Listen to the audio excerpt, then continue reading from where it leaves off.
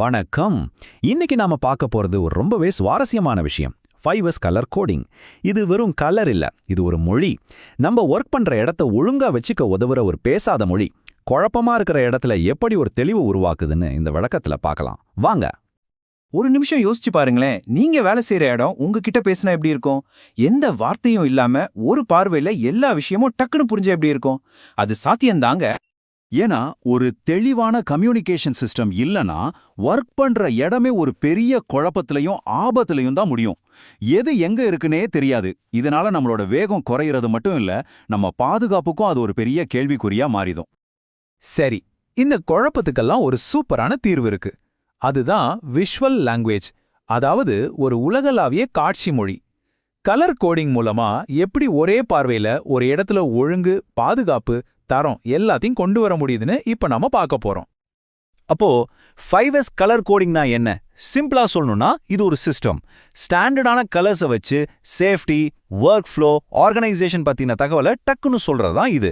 இந்த 5Sங்கிறது ஜப்பான்ல இருந்து வந்த ஒரு மேனுஃபேக்சரிங் தத்துவம். Sort, set in order, shine, standardise, சஸ்டெயின்னு சொல்லுவாங்க. இந்த சிஸ்டத்தோட ஒரு முக்கியமான அங்கம் தான் இந்த கலர் மொழி. ஓகே, இப்ப நாம அந்த ரெயின்போவை படிக்க போறோம். 5S சிஸ்டம்ல இருக்கிற ஒவ்வொரு கலருக்கு பின்னாலையும் என்ன அர்த்தம் ஒளிஞ்சிருக்குன்னு தெரிஞ்சுக்க ரெடியா இருங்க. ஃபர்ஸ்ட், ரொம்ப முக்கியமான கலர் சிவப்பு. ரெட் கலர்னாலே டேஞ்சர் அல்லது ரிஜெக்ட்னு அர்த்தம். ஒர்க் பண்ற இடத்துல எங்கேயாவது நீங்க சிவப்பு கலரை பாத்தீங்கன்னா உடனே உங்க கவனம் அங்க போகணும். அது ஒரு வார்னிங் சைன். குறிப்பா ரிஜெக்ட் ஆன ஐட்டம்ஸ், ஸ்கிராப் மெட்டீரியல்ஸ், அப்புறம் ரெட் டேக் பண்ணி வச்சுக்கிற ஏரியா, இதுக்கெல்லாம் தான் சிவப்பு கலர் யூஸ் பண்ணுவாங்க. சுருக்கமா சொல்லணும்னா சிவப்புன்னா இங்க கவனம் தேவை, ஜாகிரத அப்படின்னு அர்த்தம். அடுத்து மஞ்சள். எல்லோ கலர் காஷன் அல்லது வாக்வேயை குறிக்குது. அதாவது கொஞ்சம் கவனமா இருக்கணும்னு சொல்ற ஒரு சிக்னல் இது. இப்போ நீங்க ஒரு இடத்துக்குள்ள போறீங்கன்னா அந்த வாக்வேஸ், டிராஃபிக் லைன்ஸ், காஷன் ஜோன்ஸ் இது எல்லாத்தையும் மஞ்சள் கோடு போட்டு தான் மார்க் பண்ணிருப்பாங்க. நீங்க எப்படி போகணும் வரணும்னு இது உங்களுக்கு வழிகாட்டும். அதே சமயம் சின்ன ஆபத்துகள் பத்தியும் உங்களை அலர்ட் பண்ணும். அடுத்து நம்ம எல்லாருக்கும் பிடிச்ச பச்சை கலர். கிரீன் கலர் பார்த்தாலே ஒரு நிம்மதி இல்லையா? அதுக்கு காரணம் அது சேஃப்டியையும் எல்லாம் ஓகே கரெக்டா இருக்குன்றதையும் குறிக்குது.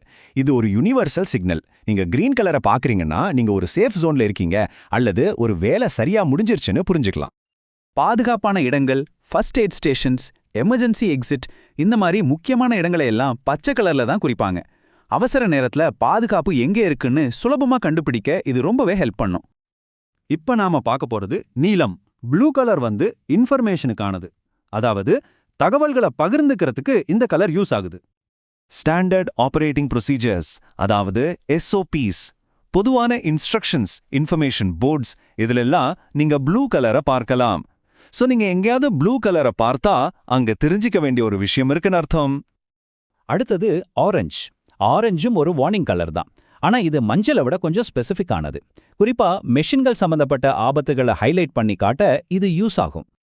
மெஷின்கள்ல நகரக்கூடிய பாகங்கள், எலக்ட்ரிக்கல் ஹசார்ட்ஸ் இருக்க வாய்ப்பு இருக்கிற இடங்கள், இந்த மாதிரி வார்னிங் பாயிண்ட்ஸை குறிக்க ஆரஞ்சு கலர் யூஸ் பண்ணுவாங்க. நான் முன்னாடியே சொன்ன மாதிரி இது மஞ்சளை விட ஒருபடி மேல கொஞ்சம் சீரியஸான எச்சரிக்கை.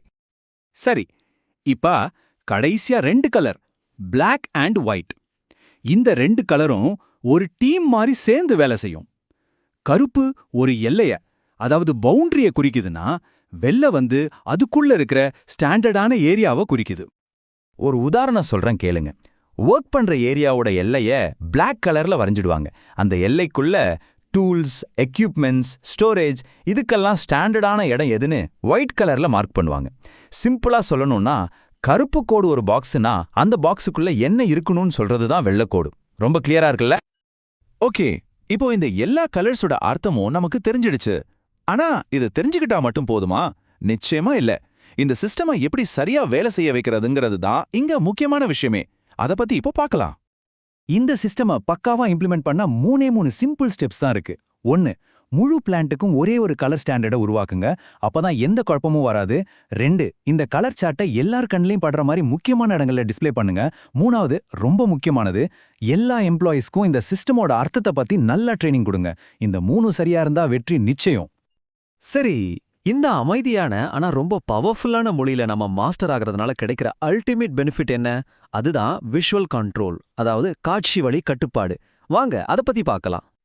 நாம இவ்வளவு நேரம் பேசுனதோட மொத்த சாராம்சமும் இதுதான். 5S colours cards equals to visual control. அவ்வளவுதான். எந்த வார்த்தையும் தேவையில்ல. பார்வையாலே உங்க ஒர்க் பிளேஸை நீங்க மேனேஜ் பண்ற சக்தி தான் இது. எது சரி, எது தப்பு, எதுக்கு உடனடியா கவனம் தேவைன்னு எல்லாமே ஒரே பார்வையில உங்களுக்கு தெரிஞ்சிடும்.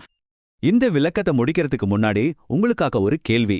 ஒர்க் பிளேஸை தாண்டி உங்க சொந்த வாழ்க்கையிலயோ இல்ல வேற எங்கேயாவதோ தெளிவை கொண்டு வர இந்த மாதிரி எந்த மறைமுக மொழியை நீங்க பயன்படுத்தலாம்? சும்மா யோசிச்சு பாருங்க. நன்றி.